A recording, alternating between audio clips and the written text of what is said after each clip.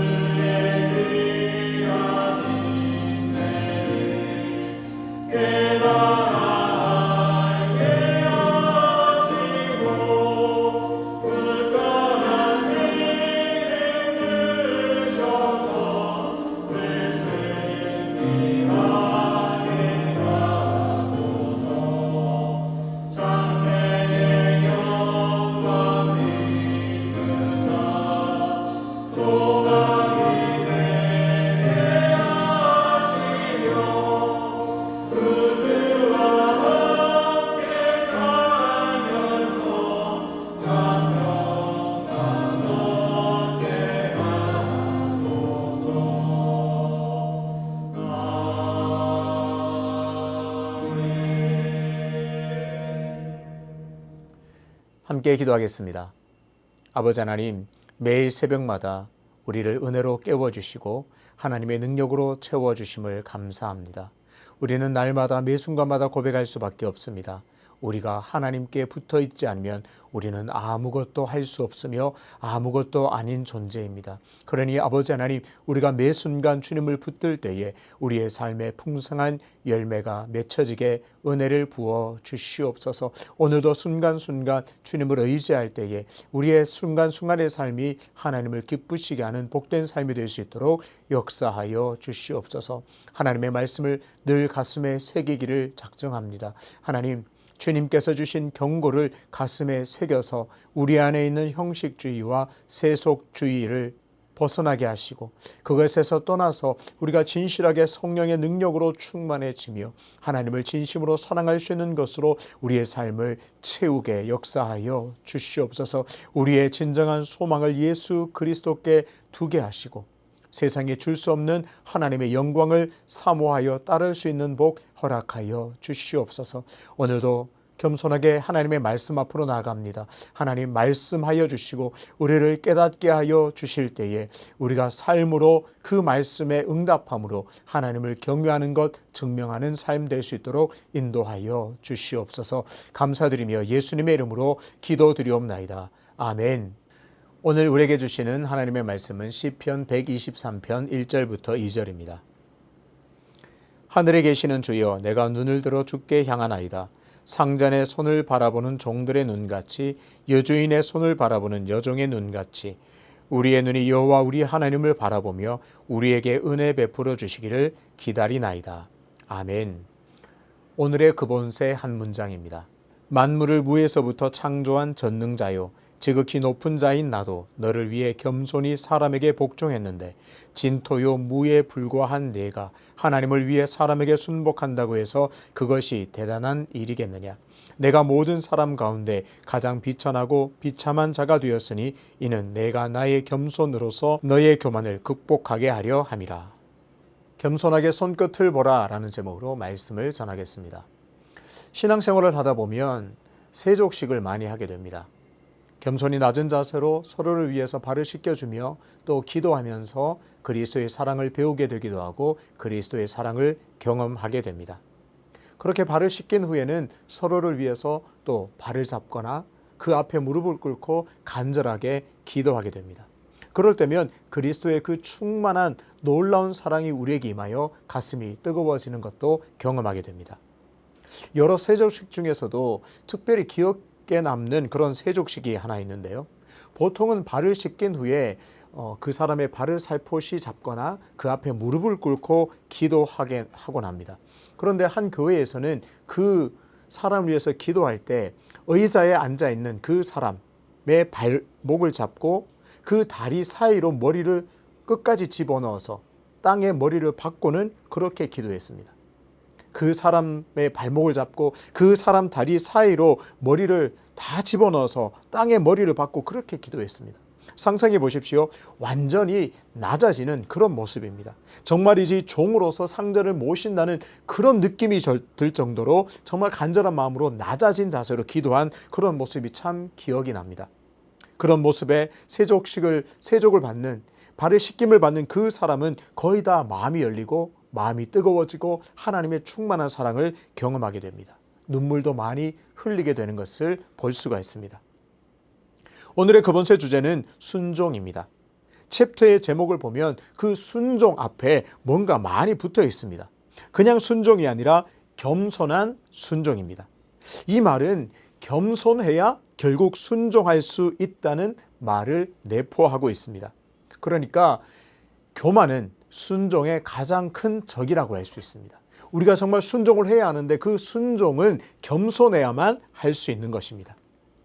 그 앞에 또 본을 따르라는 말이 있습니다. 바로 그리스도의 본을 따라 겸손하게 순종하라는 말이죠.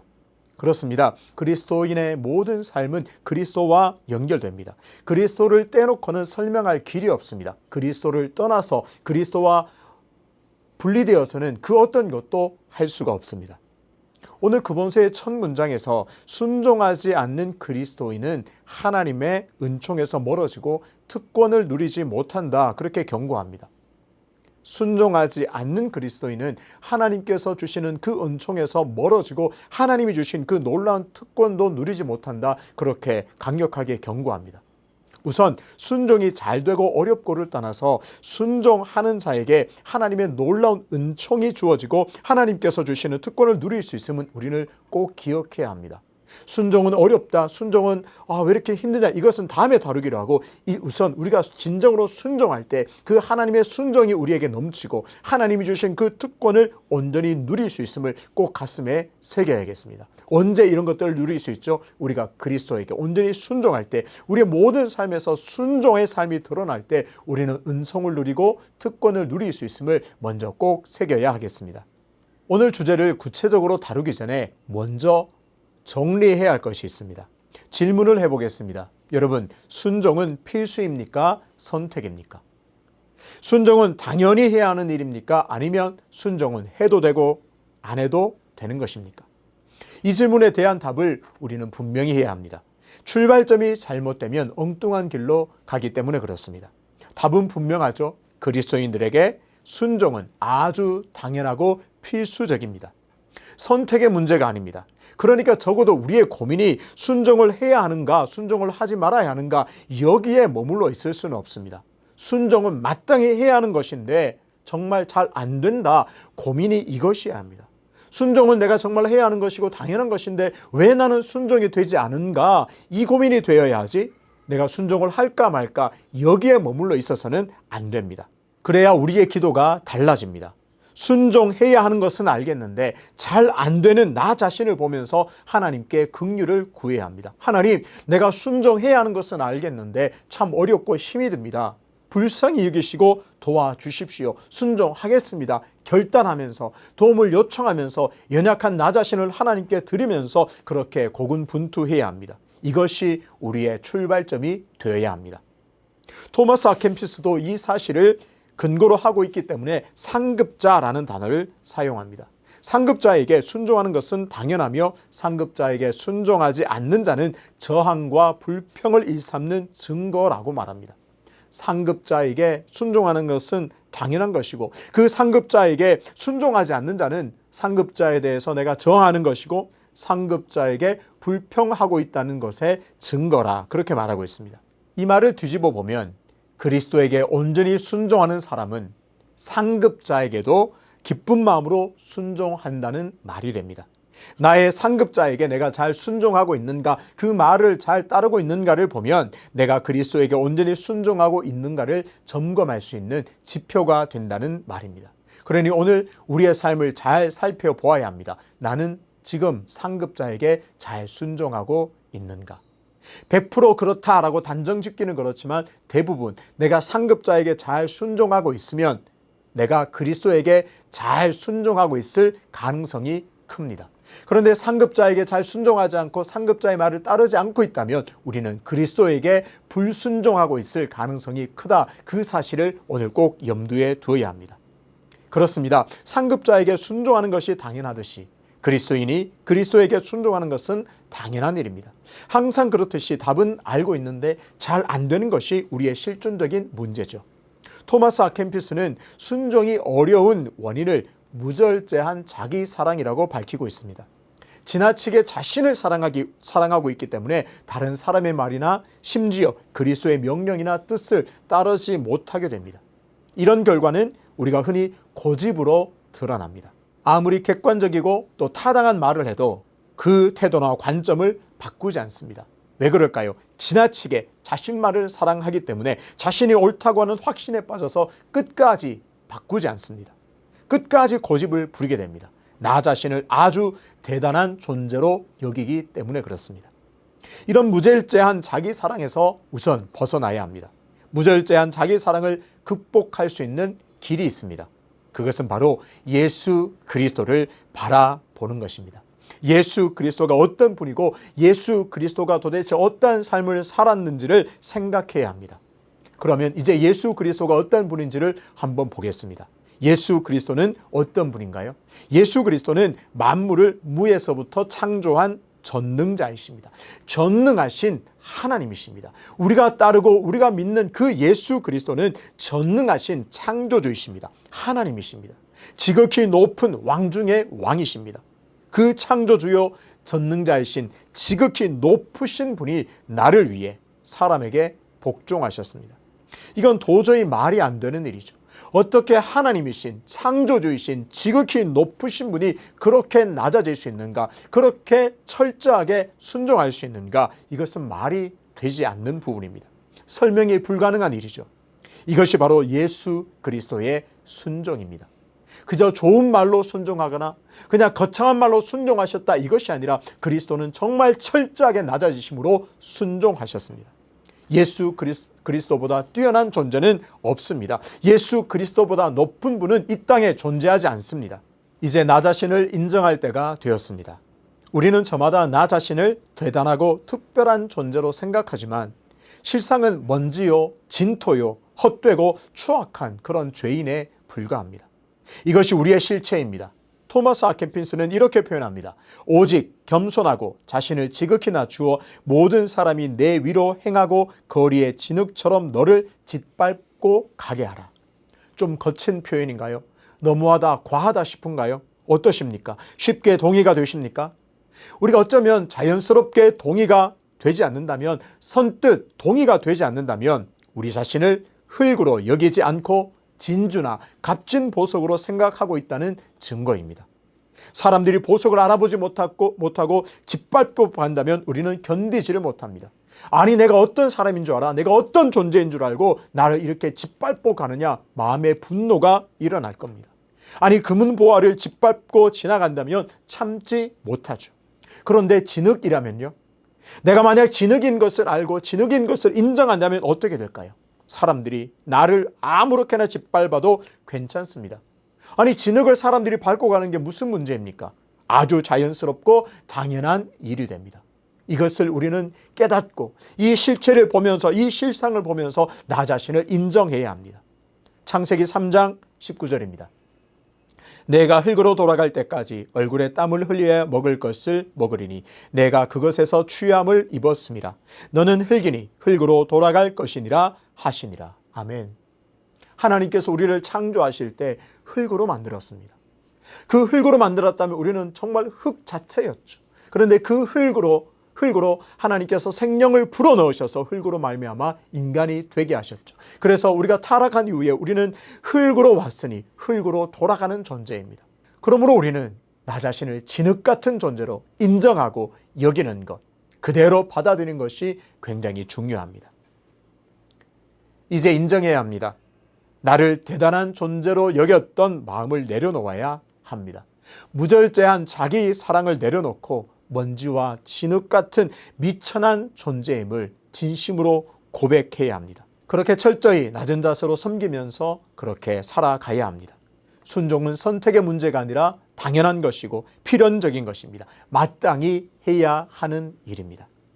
오늘 본문은 성전에 올라가는 노래에 속한 시편들 중 하나입니다. 시인은 성전에 올라가는 길에 노래하면서 눈을 들어 주께 향한다 그렇게 말합니다. 모든 마음과 모든 것을 다해서 내가 주님께 눈을 들어 향합니다 고백합니다. 2절에서 어떻게 하나님께 눈을 향하는지를 구체적으로 표현합니다. 이 표현이 정말 멋지고 아름답다고 할 수 있습니다. 상전의 손을 바라보는 종들의 눈같이 주께 향한다 그렇게 말합니다.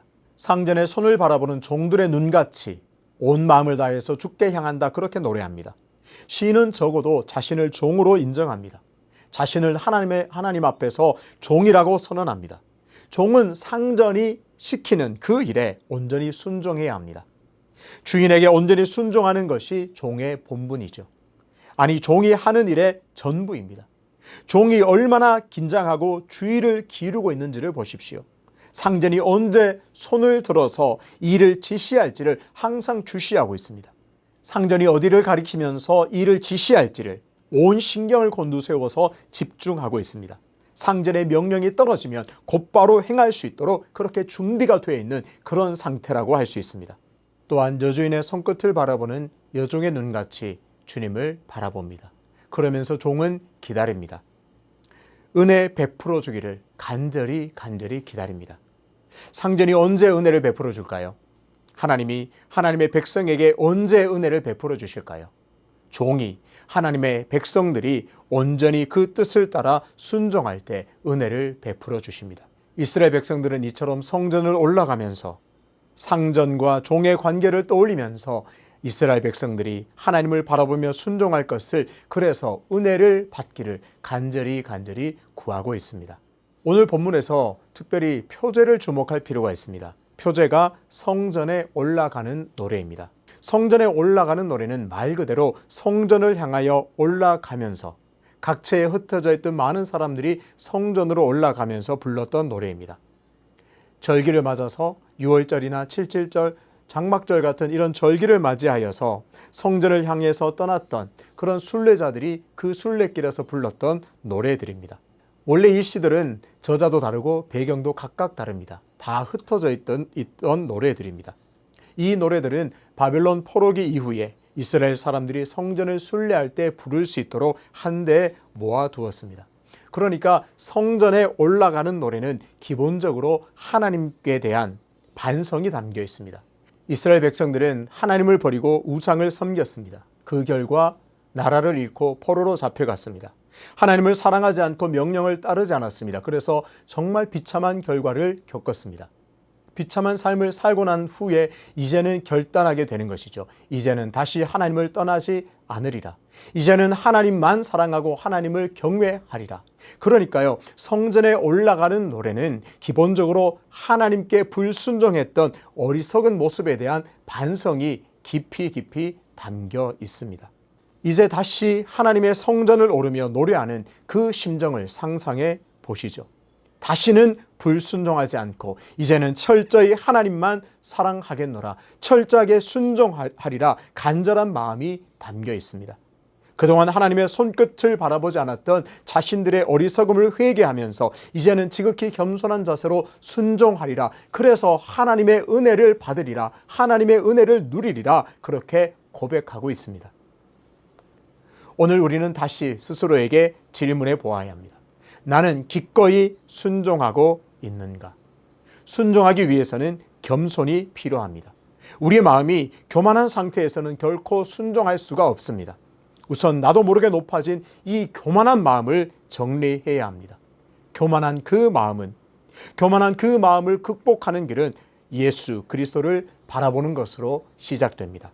무한하신 능력의 창조주이신 그리스도께서 순종하신 삶을 따라가고 기억하고 생각할 때 우리는 교만을 버리고 겸손의 자리로 나아갈 수 있습니다. 하나님이신 그분이 그렇게 겸손하게 순종하신 모습을 가슴에 담아야 합니다. 그렇게 그리스도를 본받아 겸손하게 순종할 때 하나님이 주시는 놀라운 은총을 누리게 됩니다. 하나님께서 오늘도 베풀어 주시는 진정한 특권을 우리가 누리게 됩니다. 오늘 우리 모두가 함께 이 기도를 올려드리기를 원합니다. 그리스도의 손끝을 바라보는 겸손한 모습으로 살아가겠습니다. 아울러 더 구체적으로 이렇게 기도하기를 원합니다.